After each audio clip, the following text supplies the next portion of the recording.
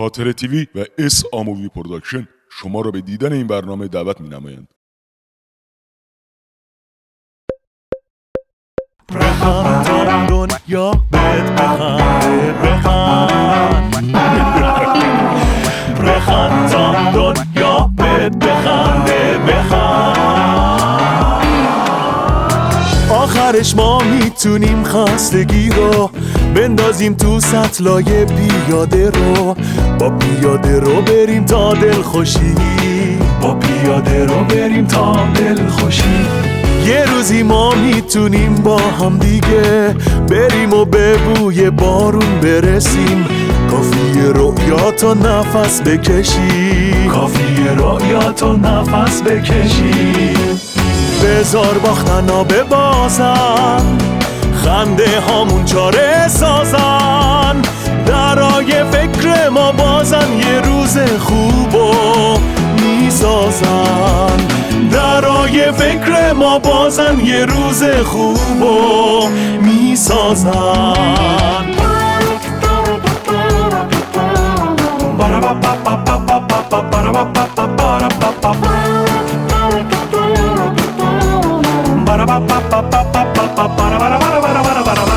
میتونیم تصویر زندگیمونو پر از حال خوب و تازگی کنیم، زندگی رو بسازیم حتی یواش، زندگی رو بسازیم حتی یواش. زنده بودن خوبه واسه زندگی، نه دلیلی باشی واسه خستگی. پس بخند و فکر قصه نباش، پس بخند و فکر قصه نباش. بذار باختنا ببازن، خنده هامون چاره سازن، درای فکر ما بازن یه روز خوبو میسازن، درای فکر ما بازن یه روز خوبو میسازن.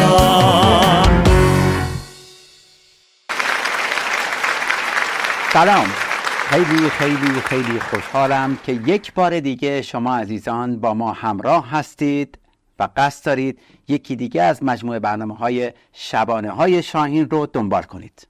بله، بنده هم کسی نیستم جز شاهین صاحبکار که قراره در این برنامه هم مثل برنامه‌های قبلی یک سری اطلاعات بسیار مهم رو در قالب طنز و شوخی و جدی در اختیارتون قرار بدم. با ما همراه باشید.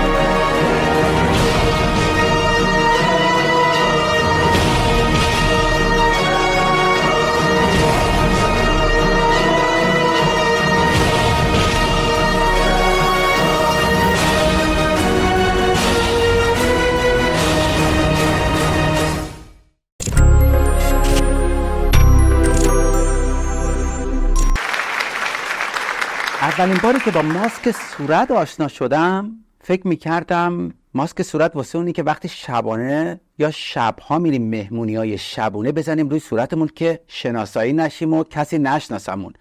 وقتی وارد یه سالن زیبایی شدم و ماسک صورت رو شخصا امتحان کردم دیدم نه بابا، وقتی امتحان میکنم چقدر پوستم جذاب و شاداب میشه و اصلا یه حس دوباره و قوی به آدم میده.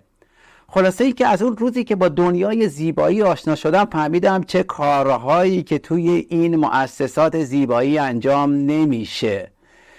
پوست رو میکشن، تاتو رو میزنن، تاتو رو پاک میکنن، ابرو رو بالا میبرن، فک و پایین میارن، خلاصه لب و لوچه رو گنده میکنن و هلو لولو میری تو و هلو میای بیرون.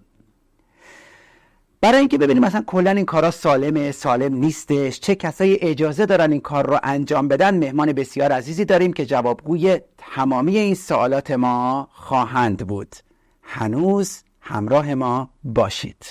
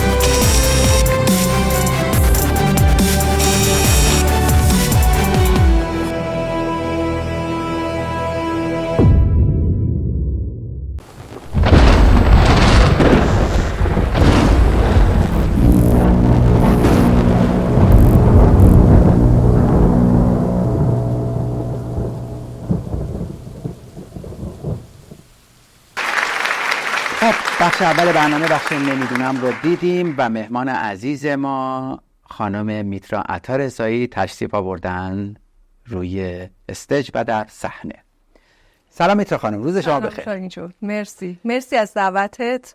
قربانت. خوشحالم که اینجا هستم در خدمتتون. خواهش میکنم. استرس که نداری میترا جون؟ نه خوبم. خب خدا رو شکر. چون قبل از برنامه ترس داشتی که خدای الان چجوری بشینم، چجوری حرف بزنم، چه کار کنم، ولی الان ریخت. برای اینکه هیچی نمیدونم، هیچ اطلاعی به من ندادین، قراره چه اتفاقایی بیفته، خورده سورپرایز. خیلی عالی. اگه سلام علیکی با بیننده های ما داری میتونی سلام علیکم بکنی تا برنامه رو شروع کنی. حتما. سلام عرض میکنم خدمت بینندگان، امیدوارم که حالشون خوب باشه.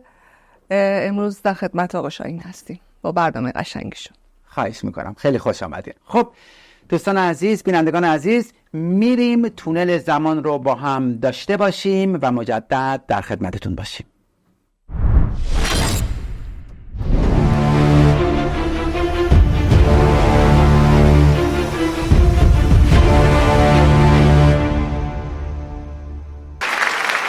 خب برگشتیم مجدد به استودیو، در خدمت مهمان عزیزمون هستیم، میترای عزیز. آماده ای میترا جون؟ آماده. قسمت تونل زمان ما یه سفر میکنیم به گذشته شما، ببینیم مثلا اسم چیه، فامیل چی، از کجا آمدی و لطف کن کامل خودتو معرفی کن، اسم و فامیل، چند تا خواهرین، چند تا برادرین و هر چیزی که از زندگی شخصی دوست داری بینندگان ما بشنون رو برامون تعریف کن. با کمال میل. میترا هستم، همونجوری که گفتی. البته من 2 تا اسم دارم، هم میترا صدام میکنم ولی تو شناسنامه اسم مادر بزرگم رو گذاشتن زری. 9 تا خواهر برادریم. ماشاءالله. من آخرین بچه‌ام. یکم بلندتر اگه لطف کنی صحبت کنی. من آخرین بچه‌ام، تحت‌قاری خانواده. به به. خب تهران به دنیا اومدم.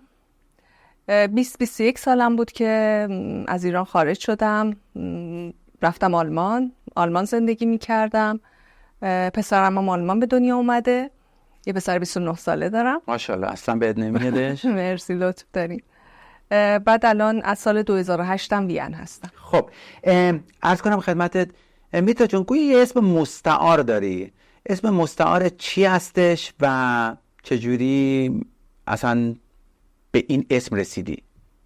مستعار؟ آره. 1-2 تا بهم میگن. آره. میتی. خب مامانم بهم میگه میتی. آره. میتیل بعضیا میگن. ما هم که اصلا کلا به اسم میترا بیوتی میشناسیم دیگه. در صورت اهل کدوم شهر هستی، کدوم محله؟ شادمان. بعد بچه شادمان ستارخان. خب دلت تنگ شده برای محلتون؟ 100%. خاطره‌ای داری از اون محله که برامون تعریف کنی که شاید برامون جالب باشه؟ مدرسه و بعد با بچه‌ها و بازی کردن خیلی دوست داشتم. من تو کوچه بازی کردن. خیلی عالی. بعد مامانم همیشه دعوا میکرد که بیا تو گرمه، مخصوصا تو تابستون 2 چرخ سواری خیلی دوست داشتم. مامانا که همیشه دعوا میکنن، حتی الان که بزرگ شدیم بازم مامانا دعوا میکنن. آره 2 چرخ سواری خیلی دوست داشتم، خیلی 2 چرخ سوار میشدم. خیلی عالی. توی آلمان شنیدم یه کالج رفتی، آره، توی هانوفر، درسته؟ بله. از اونجا خاطری داری برامون تعریف کنی؟ چجوری بود؟ کالج چی بود اصلا؟ کسمتیک کالج هانوفر یکی از کالجایی که تو کل اروپا خیلی معروفه و مدرکی هم که میدن اشتات پروفته، یعنی خود اونجا قبولش دارن به قول معروف. همه فکر می‌کنم کل اروپا قبولش دارن. بعد پروفسور ریمپلا اینجا رو درست کرد که خودش هم مثلا یه لاین آرایشی پوست و کرم و اینا داره. درست. برای پوست، برای کار زیبایی، برای کارای آخه زیبایی وقتی میگن بعضی فکر میکنن آرایشه. این آرایش نیست، کار ما مراقبت از پوسته. درست. حالا اونو واردش میشیم که صحبت رو بکنیم. این لاین فلیگه، حالا اینجا میگن فلیگه، نمیدونم به فارسی میشه کرم، مراقبت از پوست هست. بله. بهترین اتفاقی که در دوران خدا به خیر کنه، ما یک مهمان ناخوانده داریم میترا جون همیشه تو برنامه‌مون که امیدوارم بتونی تحملش کنی. منم باید یه چند دقیقه تحمل کنم. آقای هن هستش، معرف حضورتون، که فکر میکنن مجری برنامه ایشون هستن. باز که تو سر و کلت پیدا شد پسر. سلام. ساره؟ من اینجا هم، بله، ولی اینکه شما چرا اینجایی این سواله. هر دفعه که از خواب بیدار میشم با این آرزو بیام تو استودیو که دیگه نبینمت. منم دقیقاً با همین آرزو میام، ولی متاسفانه هر دفعه هم میبینمت. اشکال نداره دیگه، این چیز شانس باست دیگه. خدا به خیر کنه شما رو دید. خدا به خیر. خوش گشتم. درود بر شما. درود بر شما. برای شاهین هستم. نه شاهین من هستم، ایشون آقای هن هستم. هن؟ بله. فقط ببخشید میترا جون، ایشون هر موقع دستشو میبره بالا ما باید ساکت باشیم. این تنها چیزیه که من تونستم متاسفانه قبول کنم ازش. چاکرا یکم داره وا میشه. خب باشه. خوبی شما؟ ممنون. شاهین شما این دوستای خوب از کجا داری؟ بهت نمیاد. دیگه خدا منو دوست داره که همچی دوستای خوبی رو سر رام قرار میده. هن عزیزم. خوبه بابا خوبه. خیلی خوشحالم که قدم رنجه کردید. میگم اینجا دور استودیو زیاد شده، پس شما اینجایی. مرسی. چه عجب. خیلی خوش اومدید. شما شاهین اصلا من نمیدونم چجوری شما رو بیشتر. شغل شما چیه؟ شغل من؟ بله. شغل من مثل شاهین میمونه. بله. شاید یه جورایی شغل یه جورایی آره. شغل من یه جورایی یعنی بیکاری؟ هن خیلی خیلی پررو و بی اطلاع هستی. شاهد مرسی از سکوتت. مرسی. فرمودید مثل شاهد بیکاری؟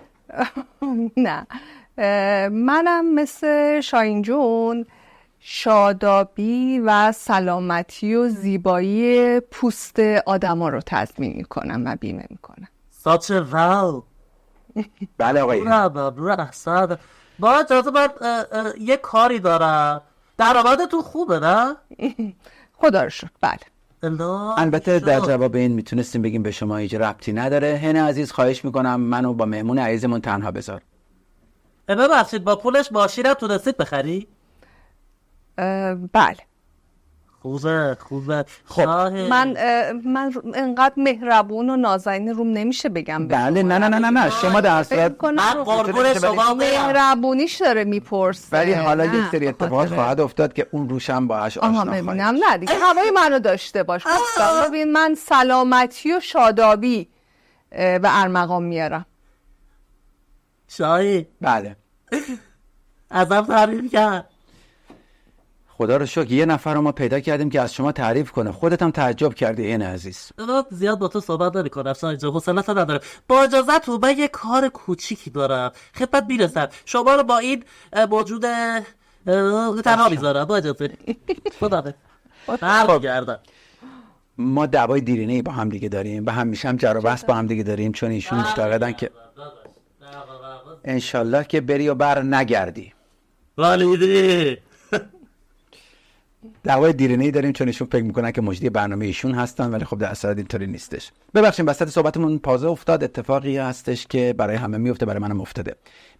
آیا خاطره‌ای از دوران جوانی داری برامون تعریف کنی یا تو دوران نوجوانی؟ چون هنوز تو گذشته هستیم. تو گذشته خاطره یا بگم الان یه سر حضور برش اشکال نداره.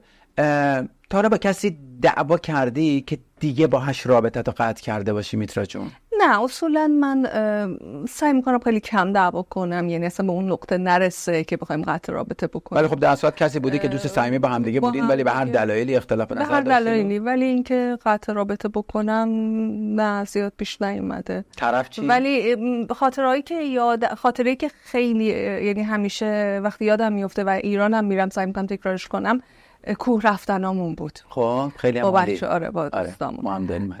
بعد خانواده مخالفت، چون صبح زود بعد بلند میشدیم میرفتیم و اونجا هم خودتون میدونید به خاطر شرایطی که حالا تو کوه وامیستادن یه موقع اذیت میکردن و اینا، بعض وقتا قایمکی در میرفتیم. یه بار من و برادرزادم اومدیم در و حیاط باز کنیم بریم، بابام از بالا و کجا داریم میرین دیگه ما جواب نداریم، در رفتیم تو تاریکی. به نظر میاد آدمی که اینقدر شاداب و پر انرژی و خنده رو و بشاش باشه یه شیطونی از گذشته با خودش آورده دیگه. در شما 100% همینطور بوده. آره شیطونی. با خواهرم خیلی مچ بودیم، با فیبا خیلی عالی. دوران خوبی میگذرونیم. به رشته خاصی علاقه داشتی تو دوران جوانی که بخوای این رشته رو ادامه بدی بری، حالا غیر از زیبایی که الان توش تخصص پیدا کردیم؟ به هنر و کار دستی خیلی علاقه داشتم و همیشه کارهای دستیمو میگم هنر رو دوست داشتم. حالا از خیاطی بگیر یا تو مثلا ایران ترکات بود، همیشه نمره هم تو اون خیلی خوب بود، خیلی اهمیت میدادم. یه کاری ریزکاری هستش که آدم دوست داره و اینا علاقه داشتم. آره. بسیار عالی. خیلی ممنون که جوابگوی سوالات ما در قسمت تونل زمان بودی. به همراه شما و به همراه شما بینندگان عزیز میریم قسمت بعدی برنامه رو داشته باشیم.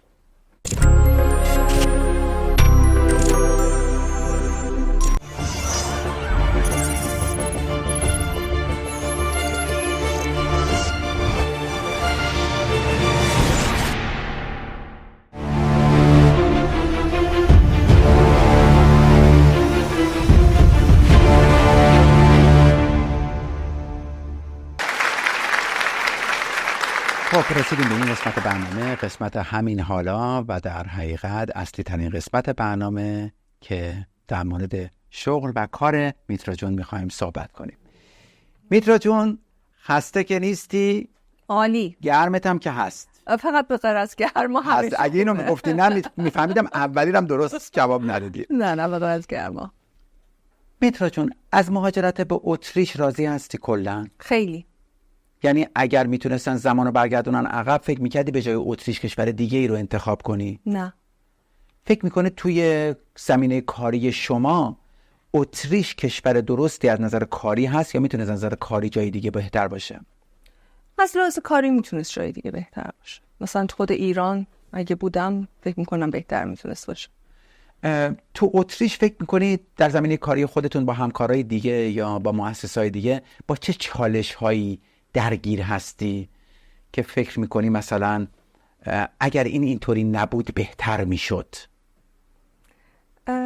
من فکر میکنم تو تمام سنفا تو تمام کارا هستن کسایی که کارشونو بلدن و انجام میدن و سرویس خوبی میدن.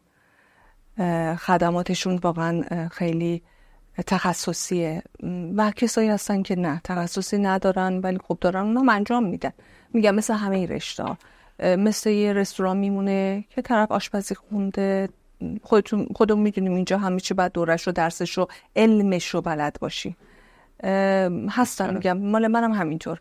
اگر واقعا آدم علمش رو داشته باشه، تحصیل کرده باشه، بشناسه کارشو و تجربه، حالا همه چی تجربه نیست، همش با همه، و اینکه بتونی هر روز به روز رسانی بکنی، به روز رسانی بکنی، کارتو با عشق انجام بدی، اصلا مهمتر. درست. من کارمو خیلی دوست دارم، یعنی اگر بازم به این دنیا بیام دوباره همین کارو انجام خواهم. شاید این سوال یکم خصوصی باشه ولی از نظر درآمدی فکر میکنی اتریش کشوری هستش که برای شغل شما درآمدش خوب هستش یا اگر توی کشور دیگه بود میتونست درآمد شما بیشتر باشه در قبال کارهایی که انجام میدید؟ 100% اگه جای دیگه بودم بهتر میبود. به خاطر خب جمعیت دیگه، جمعیتی اینجا جمعیت خیلی کمه، کشور خیلی کوچیکیه.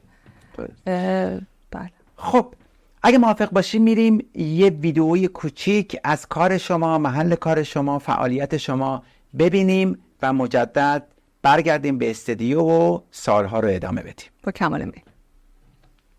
خب میریم استودیو و فیلم کوتاهی از محل کار میترای عزیز میبینیم و در خدمتتون هستیم.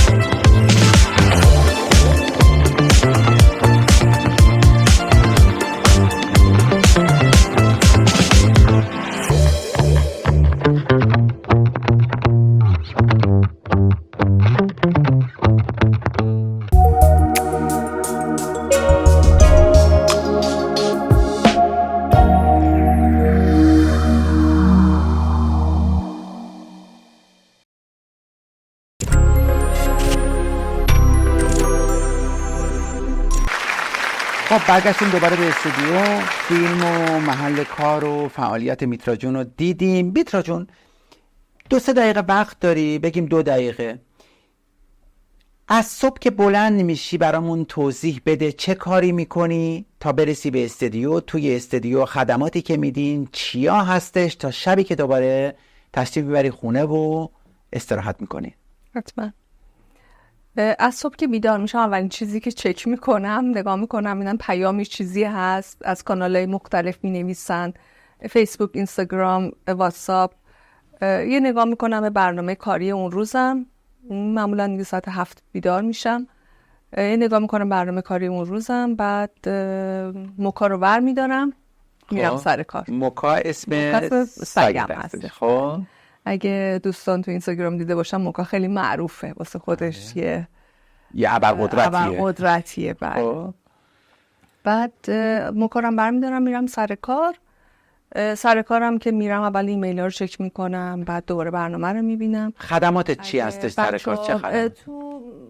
تو مرکز ما هر چیزی که در مورد پوست و در مورد پوست هستش انجام میدیم. علاوه بر اون یه سری خدمات دیگه هستش که برای ناخونم جزو پوست حساب میشه. بله. اوکی. کلا پوست بزرگترین ارگانه دیگه تو بدن ما. خیلی مساحت زیادی رو در بر میگیره. مانیکور پدیکور داریم، از بمردن موهای زائد، لیزر داریم تو مرکزمون. ولی خب تخصصی من کاری که خیلی خودم دوست داشتم و انجام دادم برای کسایی که آکنه یا جوش، نار جای جوش، لک و جوانسازی انجام میدیم. میترا جون این چیزایی که گفتی خب هم خودت میدونی هم ما میدونیم که خیلی از مؤسسات هم ارائه میدن. چه چیزی شما رو با توجه به فیلمی که دیدیم، با توجه به کارهایی که انجام میدی، چه چیزی شما رو متمایز میکنه نسبت به جاهای دیگه؟ اگه بخوای یه جمله بگی که به این دلیل بیاین مؤسسه میترا بیوتی، چه جمله خواهد بود؟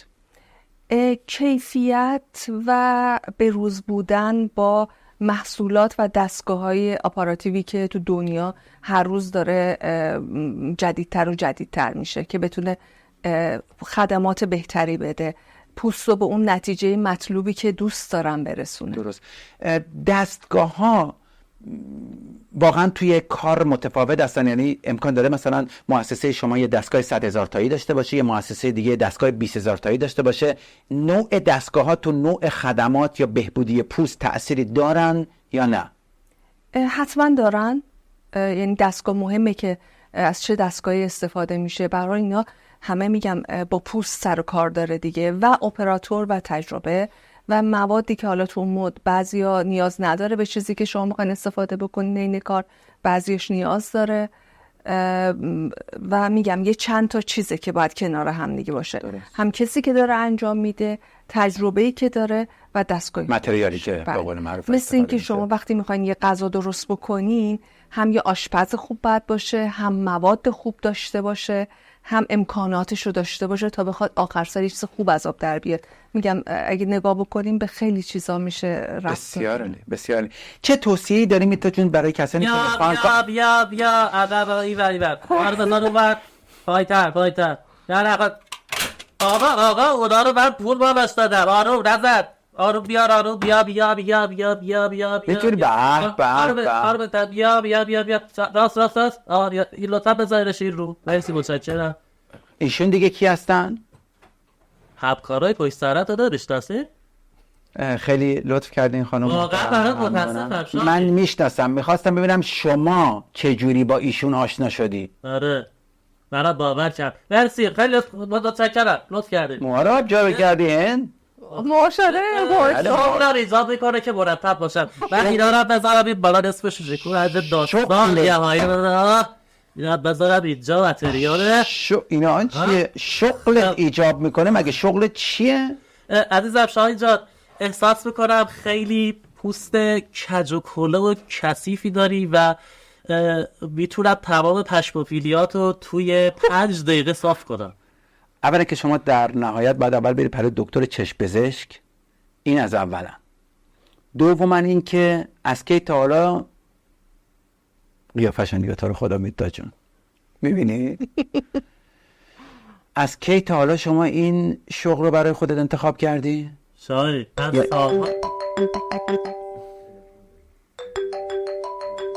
یه لحظه تلفن داری، یه لحظه بذار ببینم. الو منو بس کن، صداتو بگو کجایه؟ شده؟ شانزنی چی؟ کجایه؟ بله بفرمایید، شاهین بیوتی هستم. شاهین بیوتی شاین بیوتی ببین کجاست؟ ها؟ نچوارت کجاست؟ چی کجا؟ نچوار داری؟ در نچوار آزنا گازهای موسیقی که در هواه بیای بابا داری؟ تو چه کار کردی؟ بدی من صدای چی منو بشنوه؟ چی اونجا؟ چی با من صدا؟ من شاهین هستم از برنامه‌های شبانه های شاهین، در خدمتتون هستم. ایشون شاهین بفرمایید. بیوتی هستم، میتونید مستقیم باشو صحبت کنید. آقای هند آقا شما کی اون آقا میشید؟ بفرمایید. شما الان اون آقای شاهان با توی چی بوده اومد اینجا ما رو بدبخت کرده؟ تو من چرا باید بخ کنم عزیز دلم؟ تشریف بار مشخص کنه ما رو. چی شده؟ میتونی برای من تعریف کنی چه اتفاقی شما الان افتاده؟ ببین دوست کرده شما کی هستی الان؟ شما چی اون میشی؟ نشوارش میشی؟ من متاسفانه ایشونو میشناسم دورادور. وسط. من متاسفانه دورادور ایشونو میشناسم. متاسفانه دورادور ایشونو میشناسم. چه اتفاقی افتاده؟ الان چه این اتفاق افتاده؟ متاسفانه دورادور میشناسه. اگر دورادور میشناسه الان اون آقا بغل شما چیکار میکنه؟ این آقا بغل من نیست. شما آقا لطف کنین بگین چه اتفاقی افتاده، شاید بتونم کمکتون کنم. آقا نکن، خسارت میگیرم ازتون، میکنمتون توی زندان. چه اتفاقی افتاده؟ چه اتفاق؟ الان 3 تا شماره واتساپتون روی کارتتون بود، شماره شما هم گذاشتم. بله. الان من زدم دیدم از چی شما اومد بالا. 3 تا از که براتون فرستادم، نگاه کن. نگاه کن. بفرستین. حالا من بعد از برنامه نگاه بچشید. نگاه کن اولی از کی منه. نگاه کن دیگه، نگاه کن خجالت چشیدی؟ رو مانیتور داریم نگاه آره شبیه این الان شما هستی عزیز من؟ آرژانتین میمونم. نگاه این چه بلایی سر من آورد؟ این الان شما هستی؟ بله اومده همون شاهان پروتو اومده به من میگه بیا مفاصلی پوستتی باز بکنم هوا بره بیاد. هوا چی داره میره بیاد؟ هیچ پایی نمونم باز شده، هوا دیگه به شدت داره میاد میره. عزیز من طوفان پایه. خب شما لا من نمیدونم باید ناراحت باشم با دیدن این عکس یا خوشحال باشم. واقعا شما قبلش تحقیق به من داریم، من شما شبیه کماندوهای آرژانتین شدم. نگاه کن. شما قبل از اینکه این از چی پسرمو ببین. دیدی از چی پسرمو؟ ای خدا مگه میشه هم چیزی؟ عزیز من چیزی شده فقط اون مشی بود، الان بچه من شده سفید. شما قبل از اینکه یک مؤسسه رو انتخاب کنی نباید تحقیق کنی در مورد داداشم. نگاه کن داداشم دیگه دهن هوا نمیچشه، پای داره هوا میچشه. نگاه کن بنده خدا رو.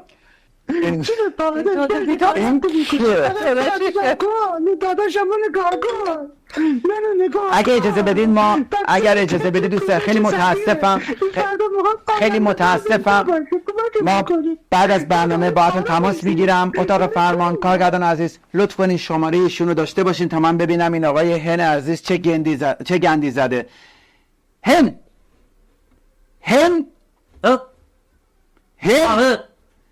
این چه بلایی سر این بدبخت آوردی آخه؟ بچه خودش پول کم داد.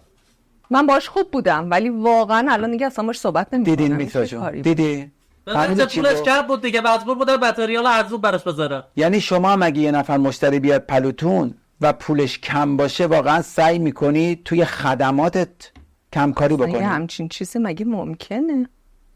آقای فرق میکنه. خب شما دارید اونجا از ماده استفاده میکنه، شما دارید از الان فرقشو دیدین دیگه، زنگ زد نکوار کرد. آخه شما دارید این لحظه گرفتم از میبار، شما دارید از این مایه ها استفاده میکنید که میکنه دیگه، درسته؟ نه اون اگه چسب چوب نمیزنید. به کجا چسب چوب میزنن آخه ای انسان؟ بابا من دیدم من انسان نیستم شاهی. ببخشید چسب چوب نه، زرده تخمه بر. جوری با چوب بستری میبالن رو پوستشون. زرده تخمه. خب بیت تا جو من شنیده بودم وقتی من شنیده بودم وقتی که مچ پای آدم پیچ میخوره زرده تخم مرغ میذارن تا خوب بشه. نه بابا پیچت چی بابا، میگم زرده تخم مرغ رو با چسب چوب قاطی کردم قوی تر بشه از ریشه بکنه. وا این بله. الان حالا فهمیدید یه شما شخصیتی من گفتم حضرت پول چقدر داری؟ گفت 10 تومن. 10 تومن رو داد دیدم 10,000 تومن بود. آخه 10,000 تومن چی میدن؟ خیلی برات متاسفم که هر شغلی رو که توش هیچ گونه اطلاعاتی نداری دستی میبری توش رو میخوای به اختراع خودت یه کاری رو انجام بدی. برمیگردیم سر سالات اصلی ما. یه لحظه آفرین یه لحظه ما برگردیم سر سالات اصلی خودمون. عذر میخوام میترا جون، همونطور که میبینی متاسفانه دستگلای ایشون با آب میدن که درست کردنش کار 1 نفر و 2 نفر نیستش. چه توصیه‌ای داری برای کسانی که بخوان کار زیبایی رو روی پوست صورتشون انجام بدن؟ یعنی چه چیزی رو باید بهش دقت کنن وقتی که میخوان یه مؤسسه یه شخصی رو انتخاب کنن تا همچین بلاهایی سرشون نیادش؟ خب الان چیزایی که من خودم همیشه مثلا کنترل میکنم، جایی میخوام برم میرم رزومه‌شون بعد ببرتونگاشون و توی گوگل نگاه کنم ببینن که دقیقاً چقدر بهشون رأی مثبت دادن و چقدر مردم راضیه. ببین همیشه میشه از وقتی مردم راضی هستن، مثلا وقتی من یه رستوران میرم میبینم 400 تا 500 تا حالا امکان اومدن نوشتن که راضی بودن، حالا 1-2 نفرم راضی نبودن، خب همه رو نمیشه آدم سلیقه اونا رو تأمین بکنی، اصلا یه همچین چیزی غیر ممکنه. ولی خب وقتی بیشترشون از کاری که کردن راضی هستن، آدم میتونه خب رو این و میگم تجربه کاری و اینکه میتونن نگاه بکنن که با چه چیزایی، میگم گفتم اولین مهمترین چیز اینه که مواد یا همون دستگاه یا با هر چیزی که استفاده میکنن استانداردهای بین‌المللی باشه. دقیقاً استاندارد اروپا رو داشته باشه. بله. و کیفیت داشته باشه، کیفیت خوبی داشته باشه که سیفتر هست اینا. مثلا وقتی پروداکت استفاده میشه که اینا تست شده رو آدم‌های مختلف تو آزمایشگاه تست شده، خب خطر کمتری داره، بعد نب میرکونگای کمتری میتونه واسه پوست داشته باشه. حالا چه توصیه داری برای کسانی که بخوان وارد حرفه شما بشن؟ از کجا باید شروع کنن؟ اصلا توصیه میکنی بهشون یا توصیه نمیکنی؟ برای این کار لازم به این که حتما کسی بره دورهشو ببینه یا باید علاقه هم نسبت به این حرفه داشته باشه؟ تو همه کار فکر کنم علاقه باید باشه. باید اگه علاقه دارن دوست دارن حتما برن دنبالش. خیلی من میگم خیلی کارمو دوست دارم، عاشق کارم هستم. از اینکه میبینم لبخند روی لب یه نفر میاد و پوست چیزی که واقعا ما از زمانی که نوجوان هستیم تا هر سنی که هستیم همه دوست دارن یه پوست شاداب، سالم و اون تراوت نرمی رو داشته باشه. بسیار عالی. میترا جون، به عنوان سوال آخر، مشتری ایرانی هم داری دیگه 10 سال مراجعه کردن؟ تاریخ رضاش گذشته. بله. چیش گذشته؟ تاریخ رضاش گذشته. بله خب موادیه که شما خریدین. میترا جون، کار با ایرانی راحته تو دنیای زیبایی؟ بله خدا رو شکر من تجربه خوبی داشتم. خدا رو شکر که شما تجربه خوبی داشتین. بینندگان عزیز، حتما بهتون توصیه میکنم بی‌اگر قراره کار زیبایی روی پوستتون انجام بدین، یک بار هم که شده مؤسسه زیبایی بیترا بیوتی رو از خدماتش استفاده کنید. مطمئناً پشیمان نخواهید بودی که گفتی بوگاتی بود بیوتی؟ نه، میترا بیوتی خودم تصدیح کردم. میتونم اضافه بفرمایید. نه تنها با ایرانی‌ها، با تمام فارسی زبان‌ها. با تمام فارسی زبان. درسته. تجربه خوبی دارم. خیلی ممنون که تصحیح کردین. خیلی ممنون. خواهش میکنم. من بله. اضافه کردم که با تمام فارسی زبان‌ها میگم خیلی تجربه خوبی دارم و خوشحالم که ما رو انتخاب میکنم. رو به صحبتم مخصوص به تمام فارسی زبان‌ها هستش. حتما مؤسسه میترا بیوتی رو تجربه کنید. با ما همراه باشین با بخش بعدی برنامه. یعنی یه میترا نمیتونه بگیره.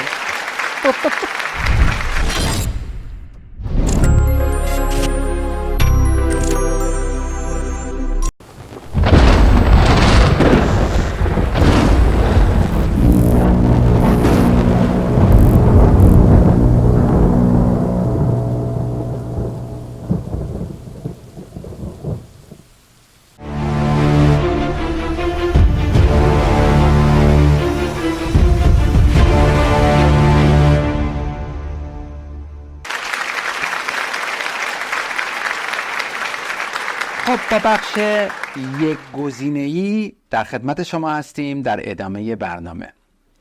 میترا جون، در این قسمت من و امیدوارم فقط من، اگر آقای من هستم. بله، تو هیچ وقت خط شرط من ما دو نفر از شما بله. یه سری سوال میکنیم که جواب این سوالات رو شما فقط میتونی با یک کلمه پاسخ بدی. قابل توجهتون اولیش هم همیشه ببدی پرسم چون رئیس برم. حالا رئیس ایشون یک کمی قلوب میکنم. باش، خب بفهم. شما رئیس. خب سوال اول، سوال جواب همه کوتاه لطفا. بله. آیا تا به حال گربه یا خرچوسوره لمس کردید؟ چرا؟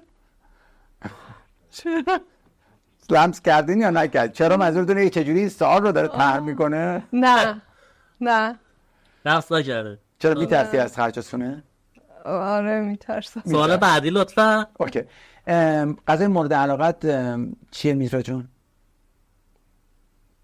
من کلا غذا خوردن دوست دارم، ولی این چیزی که خیلی دوست دارم قرمه سبز. میتونه قرمه سبزی باشه. اوکی، خیلی هم عالی. شجریان، صداشو دوست داری؟ عاشق صدای شجریانی یا خواننده دیگر رو ترجیح میدی به؟ نه خیلی دوست دارم، کلا آهنگای سنتی رو دوست دارم. خیلی هم عالی. موبای مستان. شما کتاب میخونید، آیا کتاب سیروها رو بیش از یک بار خوندید؟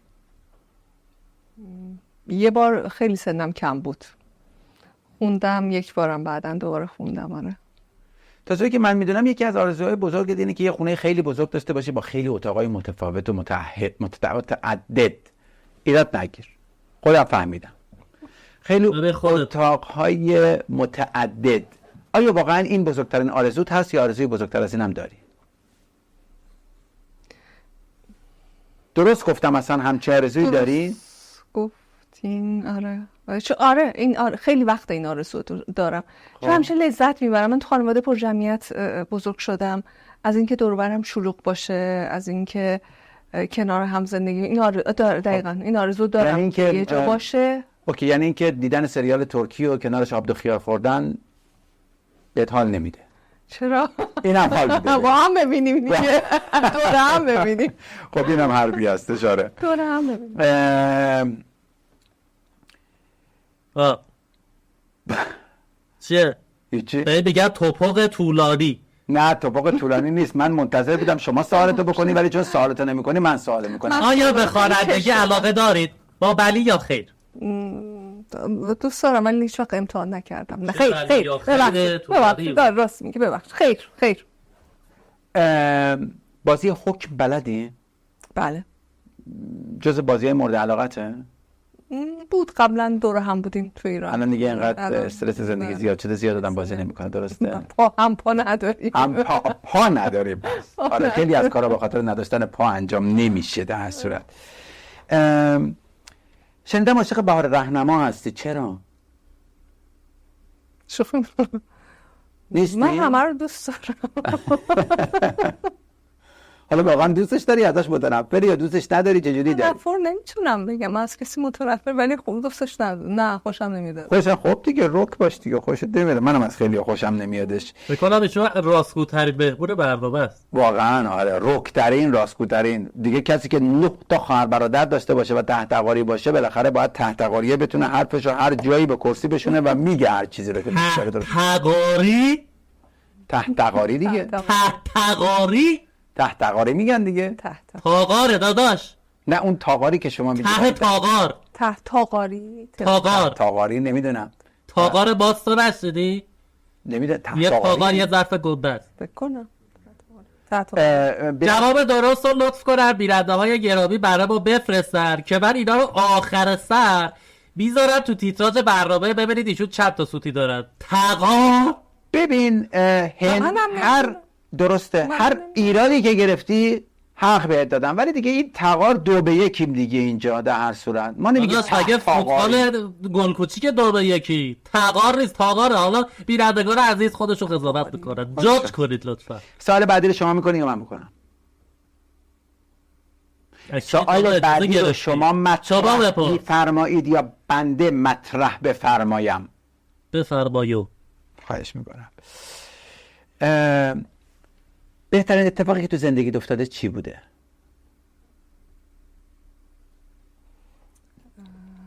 به دنیا اومدن پسرم. به دنیا اومدن پسرت یا موفق شدن پسرت توی یه سری از زمینه ها؟ اولش که اتفاق که میتونست بیفته که خب اولی به درصد اتفاق نیستش دیگه. اولیه درصد دستن در کار هم داره آدم دیگه. آره چیزی که خوشحالم میکنه همیشه موفقیت پسرم.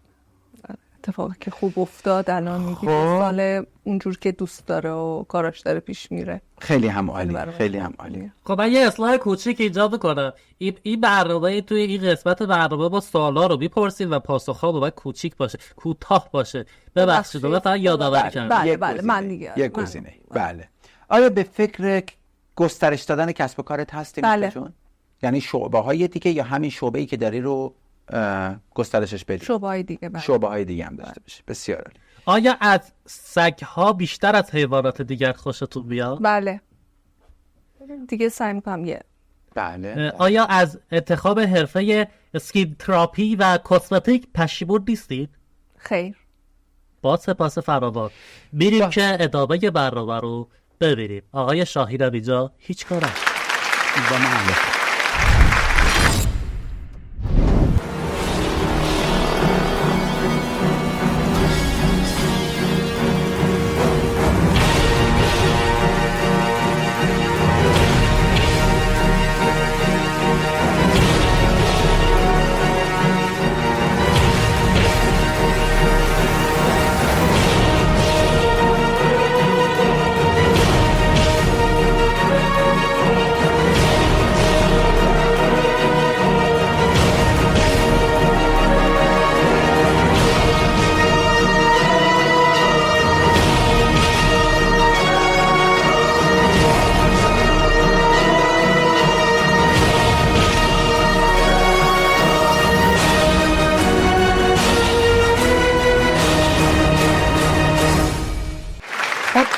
رسیدیم به بخش بعدی برنامه، به عبارت دیگه ستار تایم. با ما همراه باشید تا ببینیم مهمان این هفته برنامه‌های شبانه‌های شاهین چه کسی هستش.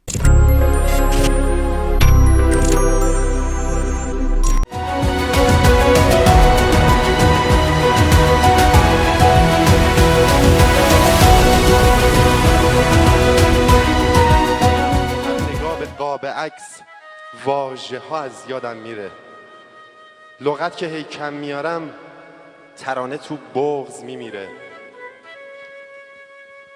یه بغض کهنه و غریب با جمعه از راه میرسه، هر چقدر بارون بیاد به اشک من نمیرسه. یه قاب عکس شیشه‌ای، یه قاب عکس شیشه‌ای با تصویر یه آب.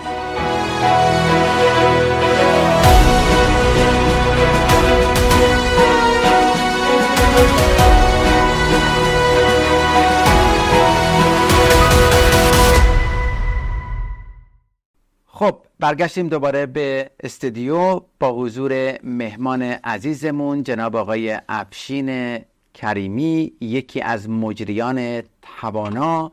میریم تا چند دقیقه‌ای با ایشون همراه باشیم. با عرض سلام و خسته نباشید جناب آقای کریمی عزیز، صدا و تصویر ما رو دارید؟ یه تایید اگه بفرمایید سوالات رو شروع کنیم و وارد بحث گفتگومون بشیم. درود در ضربت. بله، هم صداتون رو دارم هم تصویر رو در خدمت. بسیار عالی. جناب آقای کریمی، قبل از اینکه صحبتمون رو شروع کنیم، اولا اینکه خیلی ممنون از اینکه دعوت ما رو پذیرا بودین، مهمان برنامه ما هستید. اگر سلامی علیکی گفتگویی با بینندگان دارید بفرمایید، خوشحال میشیم بشنویم. زنده باشید، ارادتمند، متشکرم. درود در ضربت دارم خدمت شما دو مجری نازنین، همکاران محترم بهتون توی ساخت این برنامه، جناب آقای فانی و همه دوستان که دارم زحمت میکشم و بینندگان عزیزتون، و سپاسگزارم از اینکه فرصت در اختیار من دادید که از ایران در خدمت شما باشم. در خدمتتون. خواهش میکنم، خیلی ممنون هستم. بنده هم شاهین در خدمت شما با برنامه‌های شبانه‌های شاهین. خیلی به عنوان کسی که تجربه مجریگری نداره خیلی سخته برای من با مجری توانمندی مثل شما که تا جایی که میدونم حدود 14-15 سال سابقه کاری دارین چنین مصاحبه‌ای رو انجام بدم. در صورت امیدوارم کمی و کاستی ها رو ببخشید. یکی از اشتباهات ما بود که شما رو به عنوان مجری آوردیم. ببخشید آقای کریمی، نمیدونم شما اطلاع دارین یا نه، ما یک مهمان ناخوانده هم داریم به اسم آقای هند که متاسفانه شاید بعضی مواقع در برنامه خودی بخوان نشون بدن و صحبت ما رو قطع کنن. امیدوارم که به بزرگی خودتون ببخشید. درود بر شما عزیز دل شما. این شما بنده خدا بعضی موقع یه چیزایی میگه، شما جدی نگیرید. خوب هست شما؟ متشکرم، مرسی. سلام به شما هم میدم. ارادتمندم، نفرمایید چوب کاری میکنید. خواهش می‌کنم. جناب آقای کریمی، اولین سوال رو اینطوری شروع میکنم: چجوری وارد دنیای مجریگری شدین و اولین تجربه کاریتون چجوری بودش؟ ارادتمند، حتما. البته من 14-15 سال نیست، من 14-15 سال فقط ممنون فعالیت بودم توی این دوره، وگرنه خیلی بیشتر از فکر کنم از 19 سالگی من شروع کردم، با رادیو شروع کردم و رادیو تهران بودم از بزرگتون سالها و آروم آروم دیگه استیج های مختلف. و خب بنده بیشتر توی ایران تا 5 سال پیش که با هنر فعلا یه مقدار قطع کردم و خداحافظی کردم، از حضورتون من رو مجری استیج میشناختن و میشناختن هنوز کم بکن، چون بالای 1600 تا من استیج مختلف رو اجرا داشتم با افتخار برای مردم ایران. و ورود من در سوال شما باشه به اصله از حضورتون هنری و اصلا اجرا با رادیو بوده، رادیو تهران. بسیار عالی. اجازه هستش بپرسم دلیل این که ممنوع التصویر شدید چه دلیلی داشتش؟ ببینید، حالا نمیدونم تا چند روز بینندگان شما خب مطمئنا خب من 5-6 سال نه تصویر داشتم نه جایی بودم، چون پزشکم هستم و روانشناسی درآمد و روان پزشکی و حتی اقتصاد رو هم خوندم، بیشتر توی این زمینه دارم فعالیت میکنم. من رسالت زندگیم رو من چون نویسنده هستم، کتاب شعر ازم چاپ شده و سالها دوست داشتم هی که اثری از خودم به جا میذارم که هر زمینی درستش. آلبوم سوترعطار من خب با مرحوم استاد جمشید مشایخی و استاد بانو ژاله اولو به دلیلی که مجوز افتاد خانم اولو رو ندادن به صورت کلمات اشتراکی بود، شعرهای من اشعار من با صدای این دو عزیز و ندادن، مثلا من به هیچ عنوان هیچ موقع اون آلبوم رو منتشر نکردم، شاید یکی دو تاش رو همینجوری اومد بیرون. رسالت خودم رو در جاهای مختلف سعی کردم اجرا کنم به عنوان یه آدم عادی توی جامعه. همیشه یک جور برخورد کردم به عنوان یک پزشک، یک جور برخورد کردم به عنوان کسی که هنری بوده، مجری بوده، یک جور، یعنی رسالت هر اتفاقی که داخلش بودن سعی کردم بهتری. جناب آقای کریمی، اگر بتونین با یکی از مجریان توانمندی که در دنیا اسم و رسمی دارن یک برنامه مشترک اجرا کنید، چه مجری رو انتخاب میکنید که یک دوئل یا برنامه 2 نفره داشته باشید با هم دیگه؟ قطعا بنده رو انتخاب میکنن. قطعا که بنده رو شما انتخاب نمیکنن، نه ایشون انتخاب میکنن نه من انتخاب میکنم. حالا که من تو رو انتخاب کردم. خب اجازه بده حالا ببینیم آقای کریمی کی انتخاب میکنن. حتما با افتخار هر دو مجری از رو انتخاب میکردم. بهش فکر نکردم، ولی خب چون سالها با افراد مختلف، خانم آزاده نامداری، مرحوم آزاده نامداری خب کسی بود که پارتنر از بزرگتون بنده بود روی استیج‌هایی که خانم آقا می‌خواست و خانم شیده معاونی از مجریان قدیمی سازمان بودن، فرزاد حسنی، رضا رشیدپور و تمام بچه‌هایی که ما در رادیو با هم دیگه اومده بودیم، من و شهاب حسینی، رضا رشیدپور و امیر حسین مدرس و غیره اینا، افتخار داشتم با خیلی هاشون اجرا داشته باشم. ولی این که فکرشو نکردم، ولی سینا رو خیلی دوستش دارم، چون موقعی که ایران بود با هم دوست بودیم و یک تایمی رو و برنامه‌های سینا رو نگاه میکنم. برنامه شما رو افتخار نداشتم، شاید نمی‌دونم، حتما میرم دنبالش و چه سعادتی ازت بودم. حتما برنامه شما رو هم خواهش میکنم، نظر لطفتونه. جناب آقای کریمی، وقتای بیکاری رو چجوری میگذرونین؟ تفریحتون چی هستش؟ اگه از دنیای کار بخواین بیاین بیرون و چند ساعتی رو در روز به خودتون برسین، چه تفریحی رو انتخاب میکنید؟ ببینید، بیشتر میخونم، سعی میکنم بخونم. البته بازی مافیا رو هم خیلی دوست دارم، بازی مافیا آنلاین رو مثلا، به دلیلی که من حالا یکی از نویسنده های شب‌های مافیا و سری اولی که بود، ولی خب اسمی دارم متاسفانه. بعد بودم هم خیلی بازی‌های مافیایی رو دوست داشتم، ولی کاپو هم نمیرم زیاد، اهل بیرون رفتن این مسائل نیستم سالها، به هم خاطر بیشتر میخونم، عاشق خوندن و عاشق یاد گرفتن. دیگر اونایی که بازی‌های مافیا رو میکنن آدمایی که مالتی تاسک هستن و هم زبان هم باید طرف مقابل رو بادی لنگویجش رو در بیارن، هم دروغ بگن، هم این که خبیث باشن. آیا شما تمام این خصوصیات رو یکجا استفاده میکنید؟ نه، خب بدون شک ببینید بازی مافیا کلا زندگی هستش. من به عنوان یه روانپزشک دارم این رو خدمت دوستان میگم. ما همون جوری که باید دروغ گفتن رو و تشخیص دروغ شنیدن رو بلد باشیم، باید تمرین هم بکنیم که دروغ نگیم و یک جایی البته تعریف‌هایی که مختلفه، چون اصلا دروغ این چیزی، دروغ زمانیه که به شما یک آتیبی برسه. حالا کاری به تعریف دروغ نداریم، ولی بازی مافیا رو من به جد یکی از بازی دیدم که دقیقاً خود زندگی بوده که یک جایی باید به صورت گروهی برای یک خانواده جنگید. بسیار عالی. بسیار عالی، بسیار عالی. به به به به. ما آخرین باری که مافیا بازی کردیم 2 تا کشته داد. شاید باورتون نشه. البته شما همینطور که تو خیابون راه میری فقط نه، مافیا زدن شهروند و واقعا زدن. بردیمشون اینجا و آکاها بیمارستانه، اونجا بردیم، متاسفانه نفسهای آخرش رو کشیدن. جناب آقای کریمی خیلی خیلی ممنونم که وقت گرانبهاتون رو در اختیار ما گذاشتین. بله؟ ببخشید از اتاق فرمان میگن که بعد از خداحافظی لطفاً رو خط بمونید. بله، لطف کنید روی خط بمونین. از اتاق فرمان میخوان چند کلمه با شما صحبت داشته باشن. اگر بخواین خداحافظی بکنین با بینندگان، این شما و بینندگان عزیز ما، در غیر این صورت شما رو به خدای بزرگ میسپاریم. زنده باشین، متشکرم. نه یک چیزی رو فقط من اضافه کنم، زیاده گویی میکنم. توپق برای مجری است، مجری که توپق نزنه مجری نیست. کسی که سخنوری و سخنرانی میکنه باید توپق بزنه، بسیطی نیستش. و مطمئنا شما هم استاد هستید، شرکت رفتی میکنید. شما آقای سردار خانم محترم و دوستانی که اینجا با شما همکار هست، من خیلی خیلی سپاسگزارم. خیلی خرسند و خوشحال و خوش وقت بودم که در خدمت شما بودم. انشالله حتما برنامه رو دنبال میکنم و سپاسگزارم. هر کجای این خاک زیبای خود گردیم، امیدوارم که حال دلشون در کنار خانواده و بزرگتر باشه. خیلی ممنون، لطف و محبت کردید. متشکرم. دیدی جناب آقای هند؟ دیدی؟ یا دیدم. خب دوستان به حال دادی شد. برگشت گفت توپق نیشت واز شد اصلا. خواهش میکنم با ما باشید تا قسمت بعدی. به قسمت بعدی.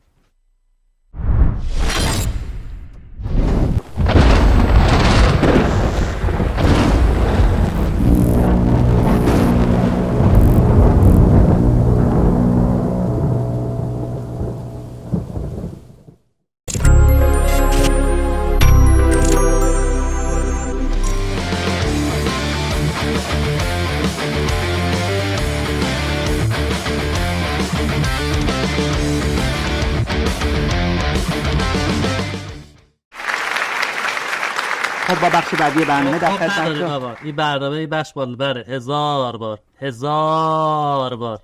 تکرار کن. 1000 من عذر میخوام آقای هند، من عذر میخوام، بفرمایید. درسته این برنامه متعلق به شماست. امیدوارم که همیشه انجام خانم بیترا بیوتی گرامی، بعد چند تا سوال ازتون دارم.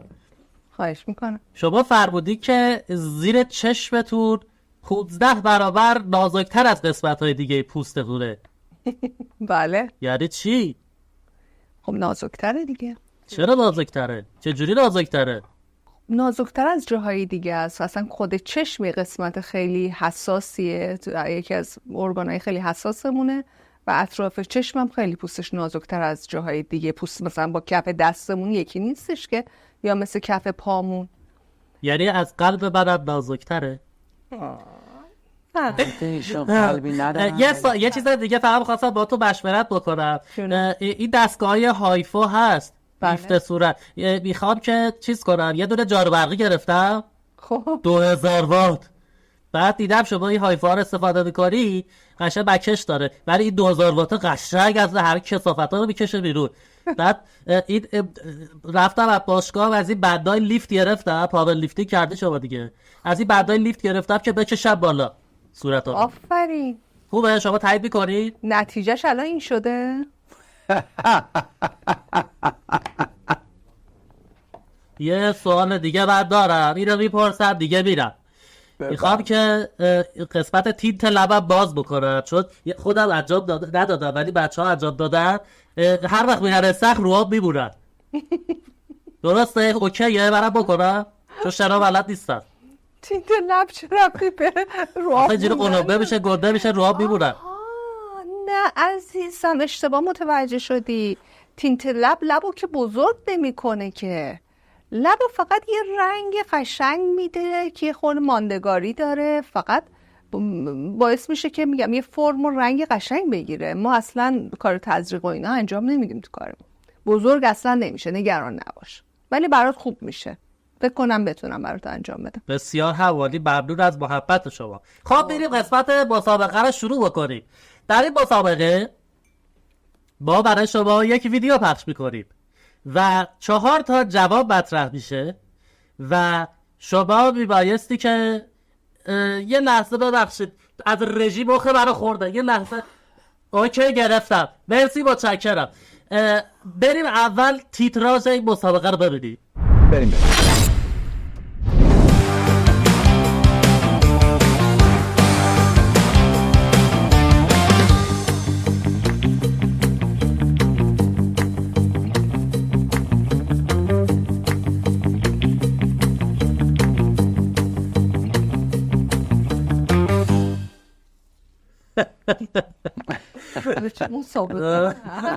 یه لحظه واسه کنم. خب در این مسابقه بازنده میبایستی که حرکت کنه به اون شیشه هایی که جلوشه. اسم این مسابقه توسط شرکت کننده عزیزمون پرسیده میشه و باید اسمشو درست بخونید. فکر میکنید اسمش چیه خانم میترا؟ اسم مسابقه چی؟ این مسابقه چی هستش؟ اسم مسابقه رو بگم؟ تصویر چی نوشته توش؟ به LCD ها نگاه کنید. به LCD اون طرف هم میتونید نگاه کنین و بخونین اون چیزی رو که تو صفحه میبینید. سریع‌تر لطفاً. یاد بخونین همین چیزی که میبینید. نه اینترنت بخونید. بخوام من بخونم؟ بله. نه بخونم، شما باید بخونید. تتوش نمیدونم. آفرین درست. اینو بعد بخوندم. بله درست خونید. من فکر می‌کردم دیگه پیدا همون می‌کردم. سیاها رو شما بلند بخونید. تاتوش. نه اولش درست خونید. تاتوش یعنی تلخ، تود و شو. تاتوش. اینا که اینجا. بله. شیشه های جلوتون هست. خب روی میز که این 3 تب عزیز دل من توی این شیشه ها هست. یعنی یکیش تلخه، یکیش تنده، یکیش شور هست. شما میخواید بری نکنی آقای شاهی؟ چشم ببخشید. متشکرم. بازنده یکی از اینا رو باید سر بکشه و تمام تلاشتون رو بکنید ببرید. خیر انشالله. این هم جدی هستش واقعا. اینو باید اینجا یه ذره حواست باشه به من. الان یعنی پیشنهاد همکاری دادی؟ آره. اگه قول بدی دیگه اون کارا نکنی حتما. قول نمیدم ولی باشه، به شرط که یه جلسه رایگان واکساسی پوست برام بذارید. باشه. شای خدا خیر کنه. با همه مهمونمون ترهیستی میریزه. اجازه هست؟ بله بفهمید. متشکرم. در این مسابقه ما ویدیو پخش میکنیم. پس از اون پاز میشه. خب و شما میبایستی که از بین 4 تا پاسخی که من میدم انتخاب بکنید که انتهای ویدیو چه اتفاقی میفته. نفر بازنده در انتها باید سر بکشه. برو ببینیم چیه. من بهتره که شما تلویزیون رو نگاه کنین تا ببینیم چه جوری هستش. خب از آقای کارگردان خواهش میکنم که ویدیوی اول رو پخش کنن.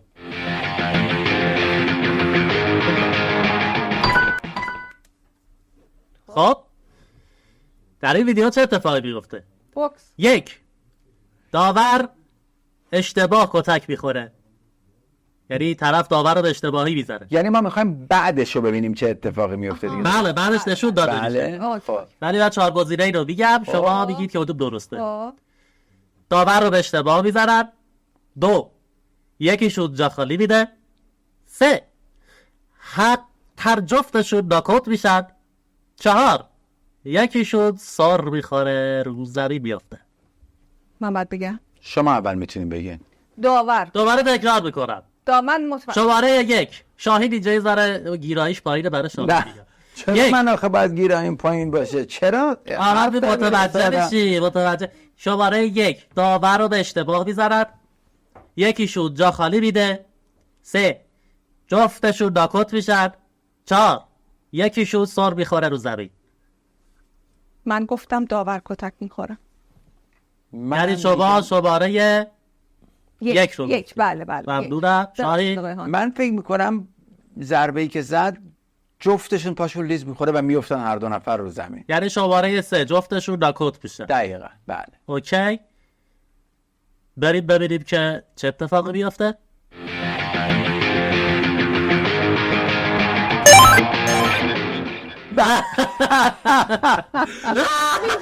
ولی میترا جون به خودم من میخواستم اولین گزینه رو بگم. منم واقعا نمیدونستم انصافا میخواستم اولی رو بگم ولی دیدم اگه اولی رو بگم خب هیچ برنده و بازنده ای نداریم. نهایتا دومی رو خانم ویترای عزیز بنده همیشه از خدا به شاهین ببازه. اینو راست میگه. سعی کنید اینو که منم باهوش تایید باشید میکنم. که هستید. با دقت بیشتری جواب رو انتخاب کنید که شاهین ببازه. اگر دوست دارم شاهین ببازه. الان باید چیکار کنیم؟ خب بریم سوال بعدی. ویدیوهای بعدی رو پخش کنید. من حتی نمیدونستم که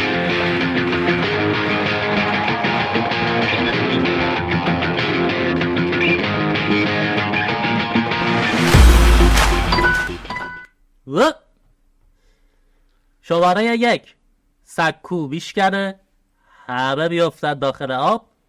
2 میخوره به یه نفر اون یکی بیافته تو آب.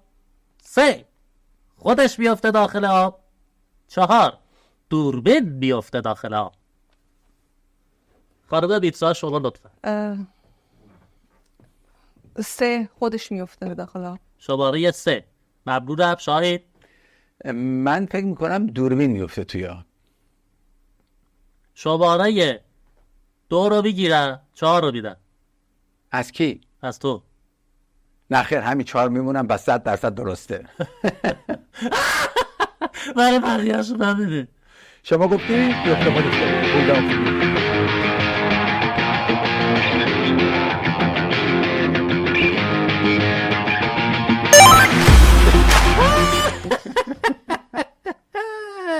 شما شماره چند گفتی؟ من 3 گفتم. 3 رو گفتی ولی من چیزای شنیدم که اوکی به خودم نمیارم. شاهینم که اشتباه گفت.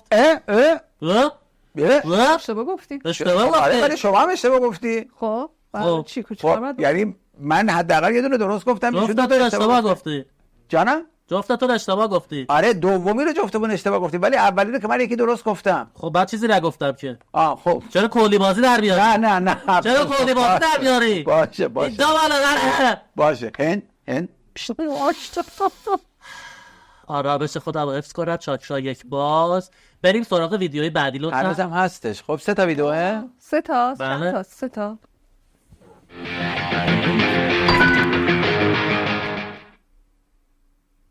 خب این شماره 1 خب کلم پرت بریشه. 2 کش پاره میشه و خودش بیفته زمین.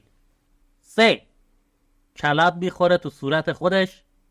4 کلم میخوره تو صورت تماشاگرا. 4 اگه درست بگی. 4 من میگم اول خانوم ها گفتن که آخه 4 4 ببخشید من نشیدم. میخواید عوض بکنید شماره 4 رو خانوم بیترا.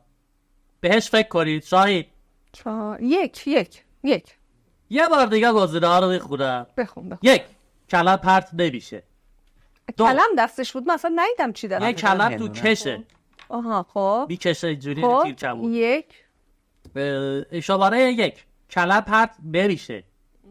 2 کش پاره میشه و خودش میفته زمین. 3 کلم میخوره تو صورت خودش. 4 کلم میخوره تو صورت تماشاگرا. 3 میخوره صورت خودش. شماره 3 اوکی. حالا ببینیم. شاهین من میگم شماره 2 2 چی بود؟ کلم پرت نمیشه. بریم کلم بخوره بقیه تو صورت ویدیوها رو خودش. ببینیم.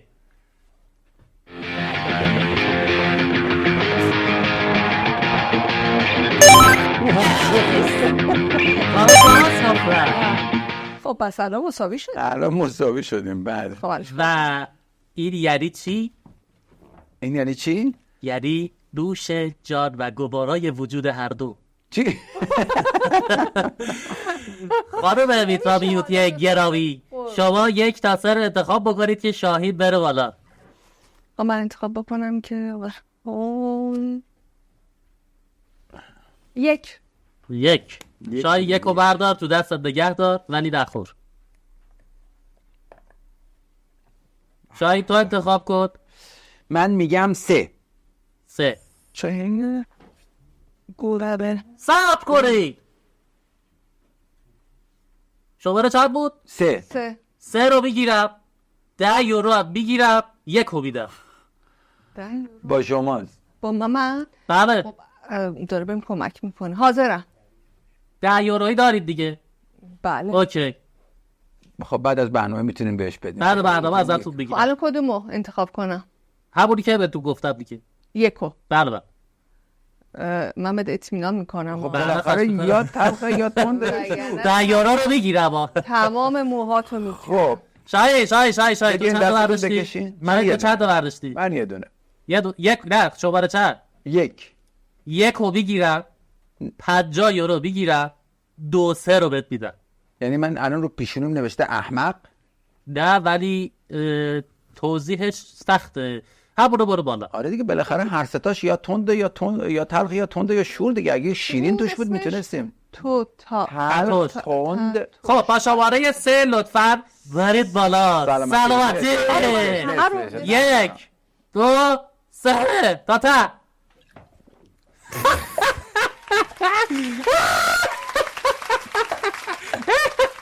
گفتی رو پیشونی چی نوشته شاهین؟ نکنه مال شما شد. نه اعتراض دارم. گفتی رو پیشونی چی نوشته؟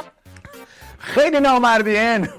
نمک خیلی مال شما لذت بردم. خیلی نامردی. بیادگان عزیز خیلی لذت بردم. بریم به بخش بعدی برنامه.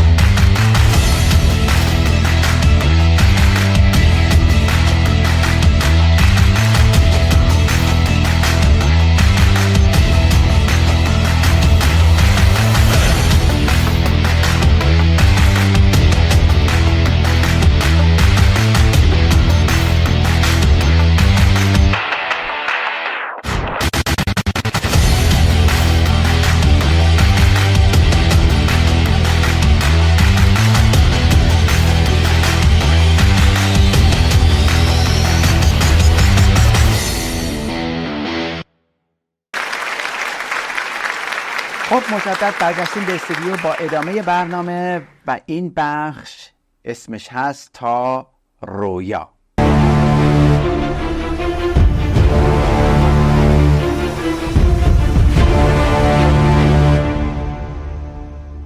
خب میترا عزیز دیگه الان 100% خسته که هستی شما، درسته؟ به هیچ وجه. بسیار عالی. خیلی انرژی دارم، خیلی دارم لذت میبرم. مرسی شاید. به خدا رو شکر، خدا رو شکر. تا رویا در حقیقت سوالایی هستش که برای آینده و سکونت ما قراره بپرسیم، ولی تو این بخش میخوام یه سوال بپرسم که مربوط به بخش حال هستش و اونی که اصطلاح سکین تراپیست رو من خیلی شنیدم میترا جون و میخوام ببینم اصلا این اصطلاح معنی و مفهومش چیه و فرق کسی که این کار رو انجام میده با یک دونه پزشک یا با یک دونه ویزاژیستین یا ویزاژیست تفاوتش چی هستش؟ اسکین تراپیست هم به فارسی میشه مراقبت پوست دیگه. کلا کسی که حالا تو اینجا میگن کسمتیکرین کارش اینه که کلا وقتی کلاینت ها میان پوستش رو یه آنالیز میکنه، بعد یه توصیه‌ای بهش میکنه که تو خونه انجام بده که بعد کلاینت ها تو خونه انجام بدن و یه کارهایی که تو مرکز برای لایه برداری یا اینکه مشکلات پوستی اگه داشته باشن و اینا اونجا انجام میشه. که میگم این مشاوره خیلی براشون خیلی اهمیت داره، چون خیلی‌ها نمیدونن چی باید استفاده کنن، کی باید استفاده بکنن، چه جوری باید استفاده بکنن. بعد خب ویزاژیست هم کسی که آرایش میکنه. ویزاژیست میتونه مثل یه گریمور تو سینما، تئاتر کار بکنه. یا اینکه یه آرایشی که حالا واسه عروسی، چه میدونم مهمونی، اون فرق میکنه که شما چهره رو میخواین، میگم ربطی به مراقبت نداره. ربطی به این که پوستتون بهتر بشه، منافذاش کوچیک‌تر بشه، لیفت بشه، چین و چروک دیرتر بیفته. که شما در حقیقت این اسکین تراپی رو توی اینستیتو یا میستر بیوتی انجام میدین. بله. و پزشکم کارش درمان بیماری هست. ما بیماری ها رو درمان نمی کنیم. شما در حقیقت جلوگیری میکنید از اینکه پوست آدم به پیری نزدیک بشه. یا دقیقاً همینطور. جلوی پیری پوست رو با یک سری از متدهایی که دارین میگیرید. دقیقاً. و کسایی که حالا ببخشید، کسایی که مشکلات جوش، جوونا مشکلات جوش دارن یا لک دارن یا جای جوش دارن، یا اینکه کلا میخوان پوستشون همیشه مرتب و شاداب و سرحال تمیز باشه، لطافت داشته باشه. بسیار عالی. حتما استفاده کنید از خدمات این مجموعه. خودم به عنوان کسی که این کار رو انجام داده بهتون توصیه میکنم. میترا جون، چه چیزی توی زندگیت هستش که بخوای تغییرش بدی؟ بگی از این راضی نیستم، میخوام تغییرش بدم اگه امکانشو داشتم. همه چی زندگیمو دوست دارم، هیچ چیزی نمیخوام تغییر بدم. یعنی همه چی همینطوری که هست باشه. راضی هستی. بزرگترین پای تمام کارهایی که کردم، انتخابا و چیزایی که بوده هستم و این الانم هر چیزی هست. چقدر قشنگه و من همیشه میگم چقدر خوب آدم به داشته‌هاش راضی باشه. بزرگترین آرزویی که دوست داری بهش برسی برای خودت یا خانواده‌ات چی میتونه باشه؟ خوشحالیشون، حال دلشون خوب باشه. اگر میتونستی یک تغییر بزرگ توی دنیا بدی، چه تغییری می بود؟ عشق. چیکار میکردی؟ نابودش میکردی؟ از ریشه میزدی؟ نه، هم دوست داشته باشن همدیگه رو، عشق بورزن. وقتی عشق داری، وقتی هم نوع تو، نه تنها همدیگه رو دوست داریم، نمیدونم، دوست داشتم همه جا صلح و آرامش و خوبی و دوستی باشه. خیلی هم عالی. به فکر این هستی که مؤسسات رو توسعه بدی؟ گفتی آره میخوای توسعه بدی، ولی به فکر این هستی که فقط توی اتریش توسعه بدی یا میخوای توی کشورهای دیگه هم توسعهش بدی؟ آرزوم اینه که خب مسلمه تو کشورهای دیگه یا خود اتریش هم هستش، ولی بیشتر تو فکر اینم آموزش هستم. دوست دارم چیزایی که میدونم الانم هستن، بچه‌هایی که میان پالما پرکتیکوم میبینن، هر چیزی که بلدم میتونم بهشون یاد میدم و اونام خیلی خدا رو شکر بچه‌ای هستن که خیلی باهوشن و سریع از تجربه ما. خیلی هم عالی. خدا رو 100,000 مرتبه شکر که این دفعه آقای هن نپرید وسط صحبتمون و ما تونستیم این چیه؟ مصاحبهمون رو ببرن. پا میخورم بعد پاش تو دهنشه.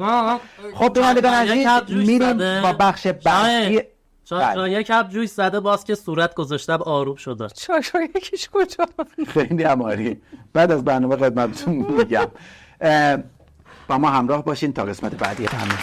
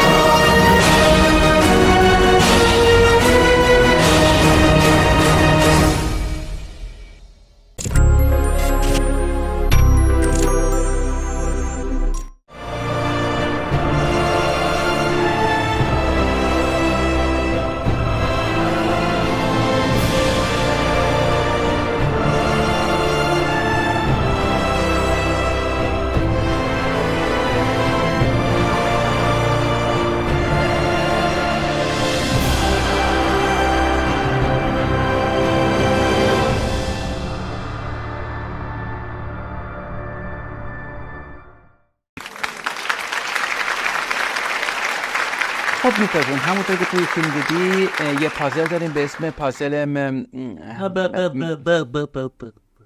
هن.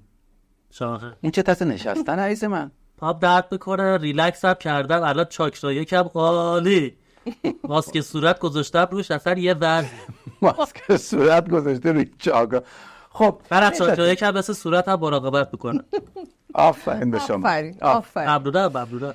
پازل مهربانی یه پازلی هستش، یه هدیه از طرف برنامه ما به یک بنیاد خیریه کودکان کار برای کمک به کودکان سرطانی یا MS.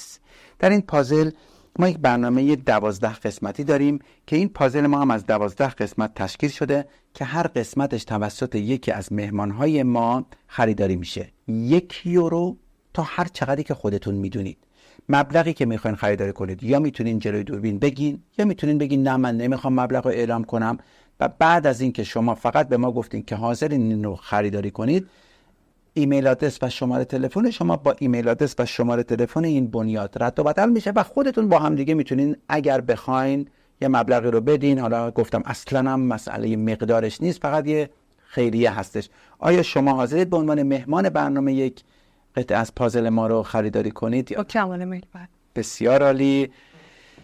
بینندگان عزیز، میترای عزیز و نازنین یک قسمت از پازل ما رو خریداری کردن که میذارن توی قسمت خودش و اطلاعات شما با اطلاعات این بنیاد. ببخشید یه لحظه بعد وسط گفتن که اگه دوست داشتید میتونید مبلغ رو بگید برم کش بیاره. نه، گفتن که میخوان خودشون گهیم نگه دارن. خیلی ممنونم میتا جون، خیلی ممنون از شما عزیزان. با قسمت بعدی با ما همراه باشید.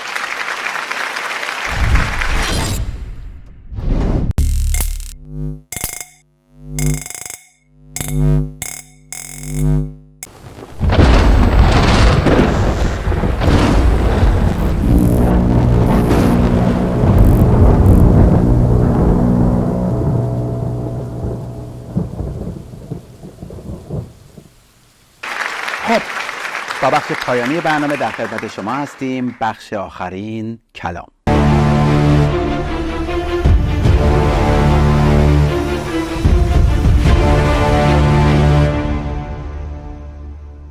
میتر عزیز، رسیدیم یواش یواش به بخش پایانی برنامه آخرین کلام. یه چند تا سوال به عنوان اینکه صحبت رو بتونیم تموم کنیم از شما دارم و امیدوارم جوابش هم بشنویم. میتونه جون اگه میتونستی یک زبانی رو فوری به غیر از زبان انگلیسی فوری یاد بگیری، چه زبانی رو انتخاب میکردی؟ به غیر از انگلیسی؟ به غیر از انگلیسی فوری بخوام یاد بگیرم اسپانیایی. بسیار عالی. اگه مجبور بودی تمام عمر تو یک جزیره باشی که یک هنرپیشه هم بتونه با شما تو اون جزیره باشه، چه هنرپیشه رو انتخاب میکردی که 2 نفری با هم توی جزیره دور افتاده گیر افتاده باشید؟ آلپاچینو. واو، فیوریت خود من هم هستش. اگر مجبور بودی با یک نفری تو یک فیلم اسرارآمیز بازی کنی، بازم آلپاچینو رو انتخاب میکردی؟ آره. اگه میتونستی تو بدن یک شخص تاریخی زندگی کنی، چه شخص تاریخی رو انتخاب میکردی؟ بدن شخص تاریخی مثل مثلا حافظ. اگر میتونستی یه مهارت رو در عرض 1 دقیقه یاد بگیری، چه مهارتی رو دوست داشتی یاد بگیری؟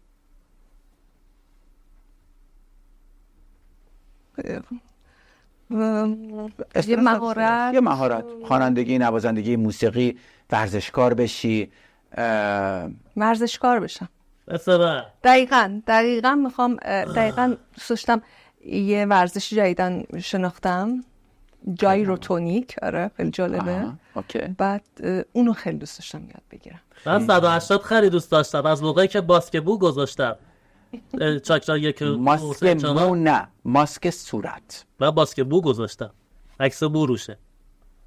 بیا درستش کن. میترا جون، خیلی ممنون با ما همراه بودی. رسیدیم به لحظات پایانی برنامه‌مون. 1 دقیقه شما تریبون آزاد داری. این شما و این بینندگان عزیز میتونی هر پیامی رو داری برای بینندگان عزیزمون بگی. خیلی ممنون. مرسی که این شانس رو به من دادین. ممنون که دعوتم کردین شاهین جان. خواهش میکنم.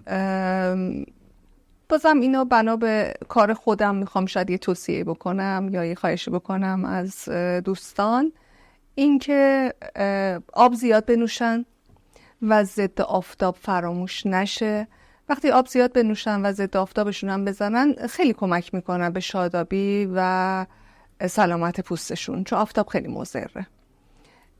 و اینکه واقعا اونا که دارن یه کاری برای پوستشون انجام میدن سعی کنن که یه مشاوره بگیرن، کار تخصصی تر، بهتر که نتیجه بگیرن از کاری که دارن انجام میدن.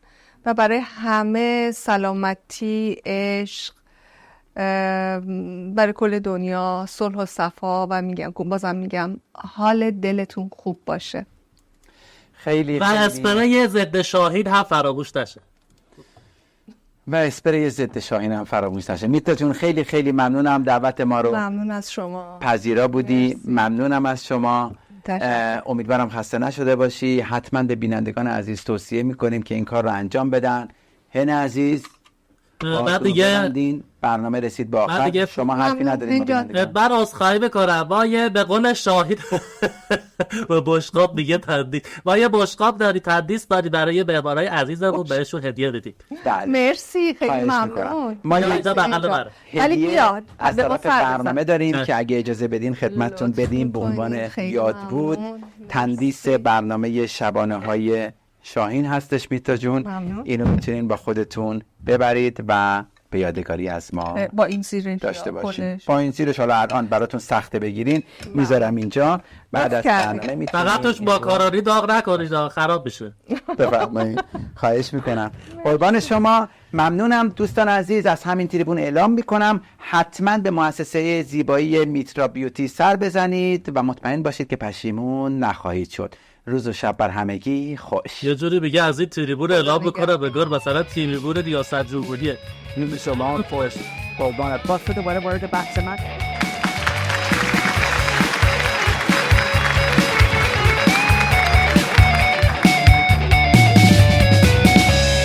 بیبیه چرا قرمز دختر بچه به پشت دود اسفند تو رو درس کدوم ستاره کشت بالای حافظ تو باد کدوم بهونه بار سیب سرخ تو کدوم سایه سر برید خور گل یخ شاخه چنده گل بی برگ و بهار چشمای خیس تو بستی به کدوم جاده تار برو اسفند تو دود کن سر چار راه شلوغ تا شاید واب بشن این چشمای کور بی فروغ چشم آدمایی که حتی یه خوابم ندیدن فکر بچه هایی نیستن که تو کارتون خوابیدن اونا که از اول هستی به ماتم میشینن وقت بارون زیر پل خواب یه کرسی میبینن بیبیه چرا قرمز دختر بچه به پشت دود اسفند تو رو درس کدوم ستاره کشت